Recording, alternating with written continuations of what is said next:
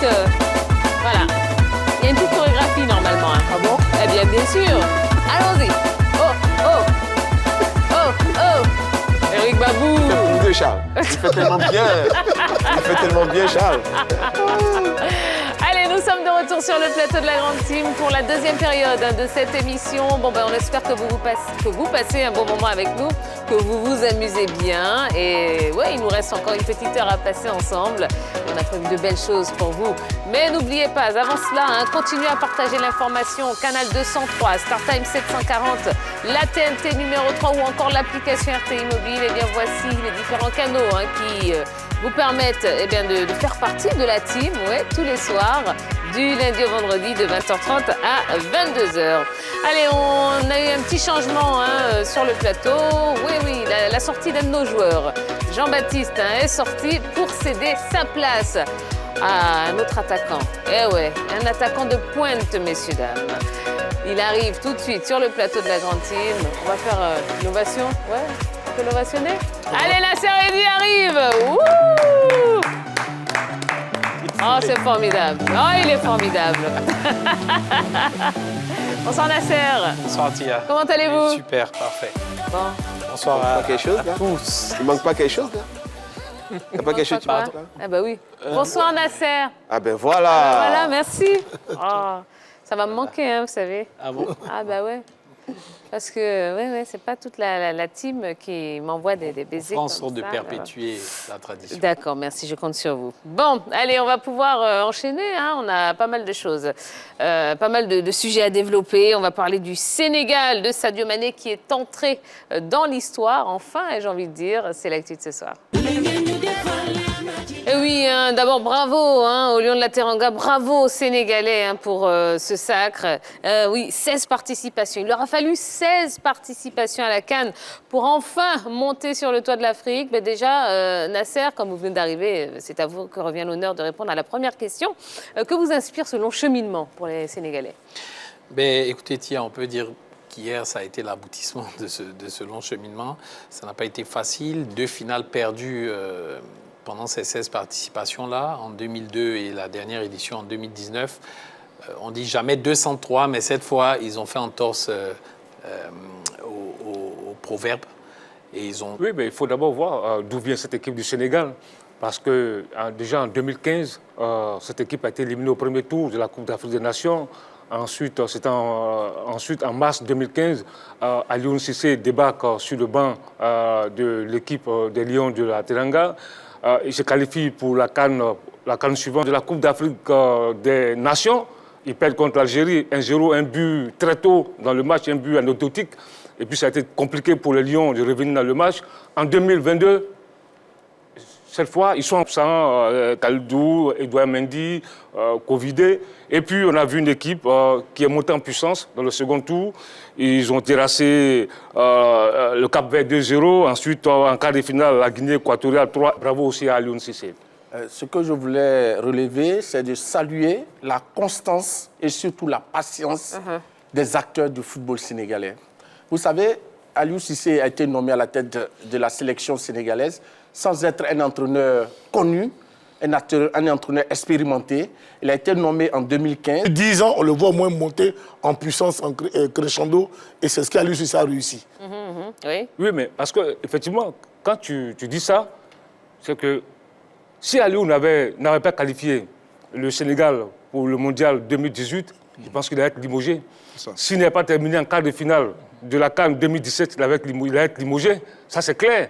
Parce que là, en dépit même de cette progression, il y a beaucoup de critiques sur le contenu du jeu de l'équipe du Sénégal. Donc, c'est parce qu'il a assuré qu'il a été maintenu.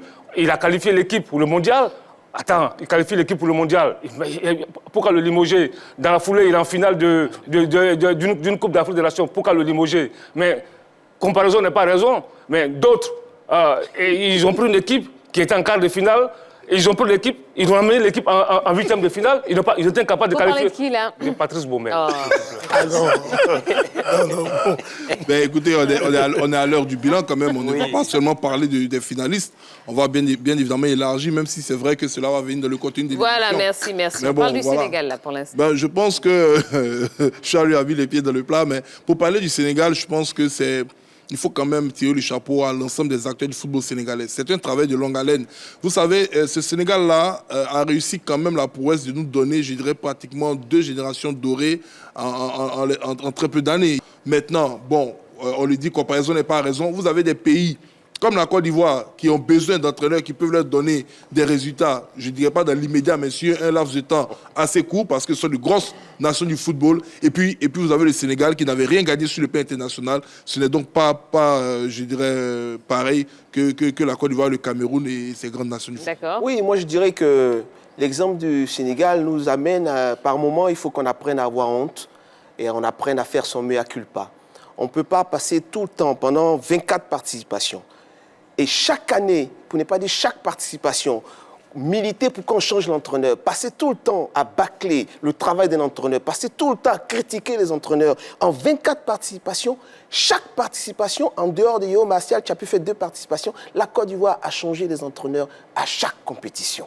Et à un moment, il faut faire son mea culpa, il faut reconnaître qu'on exagère, qu'on fait un peu trop. L'exemple du Sénégal est là. On ne peut pas aujourd'hui, parce que le Sénégal a réussi, venir nous dire non, c'est parce que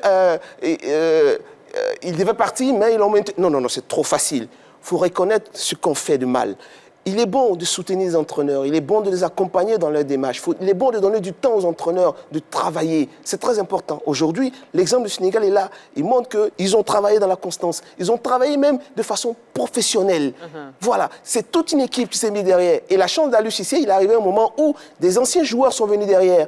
Et ils ont compris qu'il fallait donner ce temps à cet ancien joueur-là pour pouvoir faire du travail. Et ça marchait. Il faut reconnaître que la Côte d'Ivoire s'y est mal pris depuis un moment. Il faut revenir sur les fondamentaux du football et donner du temps aux entraîneurs pour travailler sérieusement. Ne dévions pas le débat, monsieur Éric Babou, s'il vous plaît. Restons sur le Sénégal, mais on a bien compris la teneur de du message que vous aviez envie de passer. C'est un débat, hein, parce que ce qu'il dit, ce n'est pas la même chose avec Aliou Cissé. Si Aliou Cissé n'avait pas qualifié le Sénégal pour le Mondial 2006, il serait à la porte. Hein. Aliou Cissé a quand même passé en 2015. Il a été éliminé en 2015. Il y avait une progression. Par contre, Ibrahim Kamara a fait le quart de finale, il a été chassé. D'accord. C'est pas la même chose. Messieurs, merci. On ne peut pas dire une chose et son contraire en même temps. Merci. Bon, en tout cas, Aliou Cissé a réussi quand même à nous montrer. Les A8 qui étaient en finale, vous vous rappelez? Merci. Je vais sortir mes cartons. Attention. Aliou Cissé a réussi à créer une équipe qui a eu sacrément du caractère, oui, parce qu'on n'oublie pas que Sadio Mané a quand même raté un pénalty à la 3e minute.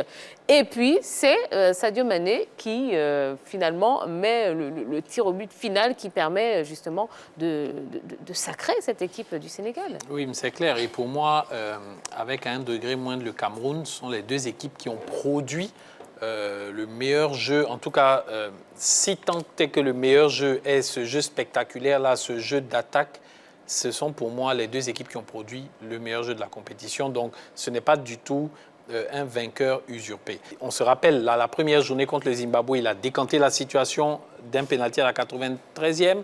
En 8e de finale, c'est grâce à lui que le match est décanté parce que c'est lui, sur son action, qui occasionne le carton rouge du gardien du Cap-Vert qui change la physionomie du match. Et ainsi de suite, quart de finale, il délivre la passe du premier but à Diédiou. Demi-finale, c'est lui qui tue les espoirs du Burkina Faso. Et finale, il marque le pénalty. Donc voilà, c'est l'homme de cette CAN. D'accord. Effectivement, moi je me souviens de ce garçon en 2019 qui avait à un moment donné manqué 2 pénaltys, ma mémoire est bonne, et qui avait refusé de tirer maintenant le 3e pénalty. Et on a vu toute son équipe s'écrouler autour de lui parce que moralement, c'est lui qui est l'homme plus de cette équipe en 2019 et qui n'est pas arrivé à rassurer les uns les autres psychologiquement lorsqu'il ratait les pénaltys. Mais là, cette année, encore une fois de plus, en finale, il manque un pénalty dès la 3e minute et il a la force, juste après vous avez vu les gestes qu'il faisait, pour dire continuons, dire à ses amis de continuer et de croire que ça va finir par payer. Et à la fin, il y a encore le courage, l'audace de prendre le pénalty. Parce qu'on le disait sur le plateau, ici on s'est posé la question si Mohamed si Sané allait avoir le courage de venir frapper ce 5e pénalty-là. On s'est posé cette question parce que déjà en 2019, il avait fui ce pénalty. Donc on s'est dit, attention, au cours du jeu, tu manques un pénalty. On se connaît en Afrique ici, quand on perd, on dit c'est à cause de toi qu'on a perdu. Et donc, sur le 5e pénalty, moi, j'avais un peu de doute. Mais là, il est arrivé comme un patron. Il a pris ses responsabilités et il a marqué sur bien ça. Vous direz que ce garçon-là, il a mûri, il a franchi notre palier. C'est un véritable patron maintenant dans cette équipe sénégalaise. D'accord. Je suis très fier de lui. Très bien. Alors, au lendemain de la finale, les médias sénégalais ont salué à l'unisson la consécration historique des Lions. Eh bien, on a préparé pour vous une petite revue de presse qui vous est proposée tout de suite par Dorgelès Kofi. Et il arrive sur le plateau, justement. Salut Dorgelès. Nagadef. Waouh. Bonsoir la team, vous allez bien? Bonsoir. Super, donc Tia, les journaux sénégalais n'ont pas boudé leur plaisir au lendemain du sacre des Lions de la Teranga. Tous les titres rivalisent de créativité pour célébrer ce magnifique trophée, la première de l'histoire du Sénégal. On va commencer avec Wolf Quotidien, qualifie de pharaonique la victoire de Sadio Mané et les siens. La suite, l'Observateur donne également dans la métaphore en écrivant en manchette la tête dans les étoiles pour le quotidien à présent qui énonce un week-end de double sacre. Les Lions sont tout simplement indomptables. La Tribune, quant à lui, résume bien sûr la victoire sénégalaise en un seul adjectif: historique. Pendant ce temps, Rémi pousse un ouf de soulagement. Enfin, écrit ce quotidien qui fait de l'équilibre son credo. L'exclusif de son côté glisse sur le champ politique avec son jeu de mots magnifique. Combinaison entre le prénom du président sénégalais et la dernière syllabe magnifique. Moi, je dirais Manidem Tia. Tous des lions. Oh, Manidem. Oh, bravo. Oh, Bravo. beau. Bravo. Pour poursuivre, vous revenez? Oui. Bon, la sortie était moins belle, là, pour le coup. Je vais placer un mot sur ça. oui, Mané, c'est ça. Mané. Je vais placer un mot sur Mané, si vous permettez. Oui, allez-y, allez-y. Oui, en dehors des qualités de Mané, en dehors de ce qu'il a montré, comme Charlie l'a dit, hein, sa maturité, c'est une belle personne. Voilà, c'est surtout une belle personne. Et c'est vraiment la récompense de tout ce qu'il porte en lui-même. Vous voyez, on ne le dit pas assez, mais Mané fait énormément pour sa communauté au pays. Oui. Et toutes ces bénédictions la portent des fruits. Et je pense que... Désigné meilleur joueur de la compétition, c'est mérité pour vous ou pas, Choualio? Oui, c'est mérité. Parce que tout à l'heure, on parle des tirs au but. Mais c'est vrai que c'est le métier qui est rentré chez Mané. Déjà en 2017, en quart de finale, il avait raté un penalty qui avait éliminé les Lions de la Teranga face aux Lions aux Indomptables. Souvenez-vous de ce quart de finale, il avait raté le penalty. Je ne sais pas si mes souvenirs sont exacts. Donc, et au fil du temps, il est devenu, il a porté cette équipe des Lions. C'est vrai, on l'a vu Kainka dans le premier tour, mais il est monté en puissance à l'image de l'équipe. Et aujourd'hui, parce qu'il faut avoir le moral, il faut être fort moralement pour faire ce qu'il a fait. Il rate un penalty en début de match. Il a au bout du soulier le penalty. Il a rendez-vous avec l'histoire des Lions, l'histoire de tout un peuple. Il ne trempe pas. Il prend à contre-pied Gabsi, qui était... Gabaski, le fameux Gabaski, qui était considéré comme un orfèvre, un gardien qui arrêtait tous les pénaltys. Il n'a pas tremblé. Dans le pénalty décisif, je pense que ce garçon-là, franchement, c'était l'homme du seul Coupe d'Afrique des Nations. Et vous pensez qu'il est bien parti pour le Ballon d'Or africain ou pas? Mais c'était cette rencontre qui allait déterminer qui allait être le Ballon d'Or africain. Entre Mohamed Salah et il y a de la contestation sur le plateau. C'est normal qu'il conteste. Vous savez, le Ballon d'Or africain n'a jamais respecté une certaine logique. Hein. Ce Ballon d'Or n'a jamais respecté une certaine logique. À la preuve, en 2015, il y avait des bruits de couloir qui disaient que ce n'était pas normal qu'Yaya Touré soit 4 fois chez Ballon d'Or sans remporter le Coupe d'Afrique. Quand il a remporté en 2015 du côté de la Guinée équatoriale, je crois qu'ils ont trouvé le moyen de remettre le trophée à Pierre-Emerick Aubameyang. Donc je pense qu'aujourd'hui, au niveau de la Confédération africaine de football, on a pu se rendre compte même au niveau de certaines décisions individuelles de cette compétition que certains ont contesté. Moi, je pense que pour le Ballon d'Or africain, ça va se jouer entre Mané et Mendy. Mais beaucoup de personnes voient Mohamed Salah. Je pense que le pharaon égyptien ne remportera pas ce Ballon d'Or. Oui, donc je voulais dire qu'en 2019, je crois que Mané a eu quand même ce prix. Et donc, il a été vainqueur de la Ligue des Champions. Il a été finaliste de la CAN. Aujourd'hui, il gagne la CAN, mais la CAN seule ne suffit pas. il y a aussi les résultats en club qui peuvent compter. Donc, on ne peut pas dire de facto, parce qu'il vient de gagner une Ligue des Champions et que la route est ouverte pour le titre de meilleur. Non, c'est pas un débat. Je vais demander seulement en club aujourd'hui, il y a quel joueur africain qui Mohamed Salah. Mais Mohamed Salah. Mohamed Salah, d'accord. On verra simplement qui remportera le ballon. Mais moi, je pense que africain. Tia, on a déjà fait le débat sur ce plateau il n'y a même pas une semaine. C'était avant la rencontre, justement. Tout à fait. Ben voilà. Et on a dit que Mohamed Salah a aujourd'hui une telle avance sur ses poursuivants que sont Mané et Mendy, que même en cas de victoire au cours de cette finale, ça ne risquait pas de changer grand-chose sur la désignation du ballon mais il y a des d'or Français de que la j'aime CAF. Ne me distrayez pas, s'il vous plaît, JP. Merci. Oui, mais je pense que c'est vrai que tu parles de Salah. Il ne faut pas oublier aussi Edouard Mendy. Oui, j'ai dit. Et Edouard Mendy, entre Mendy qui a gagné la Ligue des Champions. et Mané. Qui a gagné la Super Coupe d'Europe, qui vient de gagner la CAN, qui a été élu meilleur gardien FIFA, qui a été meilleur gardien de la CAN. Et pour moi, c'est lui le vrai concurrent de Mohamed C'est le Salah. vrai concurrent de Mohamed Salah et de Mané. Tout ce qu'il cite là, c'est la saison dernière. Oui, mais Le ballon d'or, mais ça fait partie du palmarès aussi. Non, je viens. Parce qu'il y a un critère aussi, le palmarès. Oui, mais le palmarès, c'est durant la saison en cours. Oui. C'est durant la saison en cours. On ne prend pas la saison déjà écoulée. On parle de la saison en cours. La saison en cours, actuellement, Mohamed Salah est au-dessus du lot. Oui. Sadio Mané vient de remporter son trophée où Mohamed Salah a joué la finale avec lui. Aussi. Donc, en termes de points, ils ont sensiblement les mêmes points, sauf que l'autre est vainqueur. Là, on parle du prestige, je viens. Donc, durant la saison, ça veut dire que les 5 mois à venir, vont déterminer, selon, à la limite, cruciaux pour les deux, à la limite. Maintenant, on pourrait penser que Sadio Mané, étant sur une bonne lancée, avec cette victoire, pourrait, pourquoi pas, rattraper son retard vis-à-vis de Mohamed Salah. Parce qu'en club, Mohamed Salah a fini meilleur joueur de Liverpool.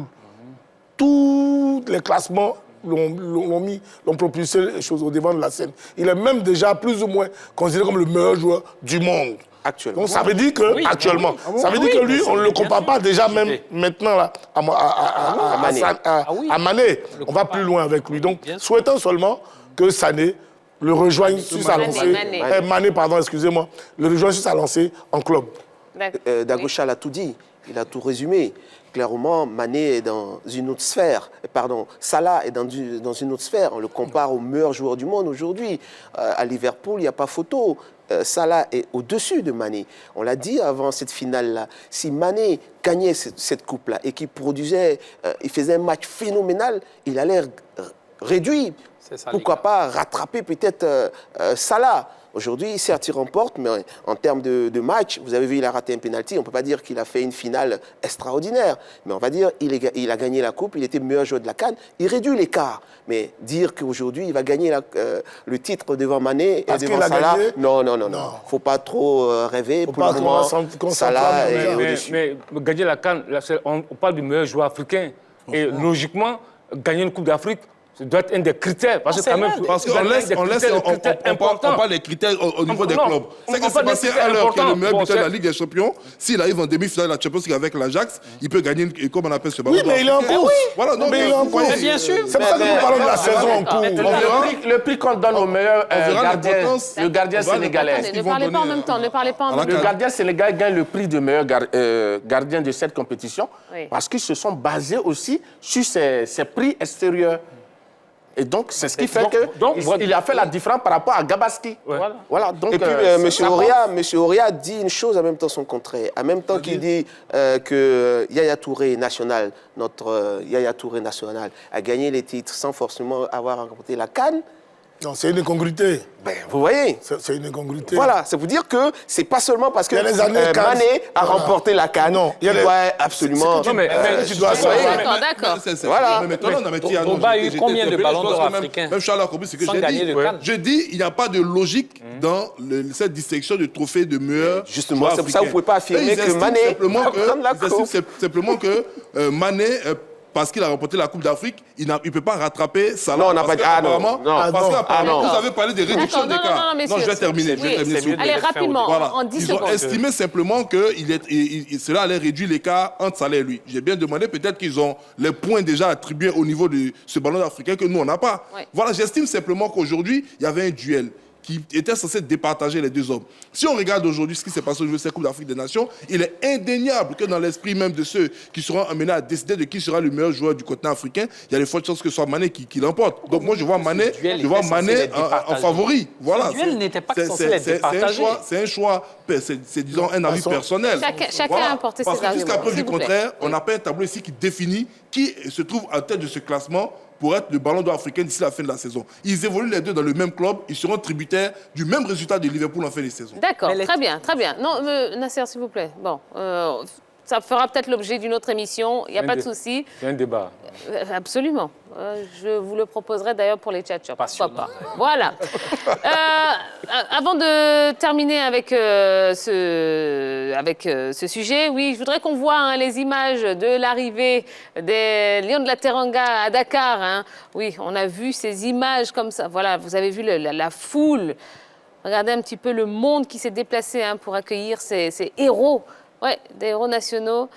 Et puis, d'ailleurs, la journée a été déclarée fériée, payée, chômée. Quel bonheur. Quel bonheur. Non, ça montre la grandeur, la force que dégage le football. Ouais, et ça montre surtout ce qu'ils viennent de réussir, ces joueurs sénégalais. C'est quelque chose de phénoménal. C'était attendu par tout un peuple depuis combien d'années. Cette équipe qu'on considérait comme l'une des grandes nations vient de confirmer. Et ben voilà, encore félicitations aux Lions de la Teranga. Allez, nouvelle pause dans ce numéro de la Grande Team. Juste après, eh bien, on parlera du bilan de cette CAN 2021 et vous aurez l'occasion de nous appeler en direct dans l'émission au 27 21 59 93 99 pour répondre à cette question. Eh bien, qu'est-ce qui vous a le plus marqué durant cette CAN? On en parlera ensemble. Allez également sur la page Facebook de la 3 pour vous exprimer dessus. À tout de suite.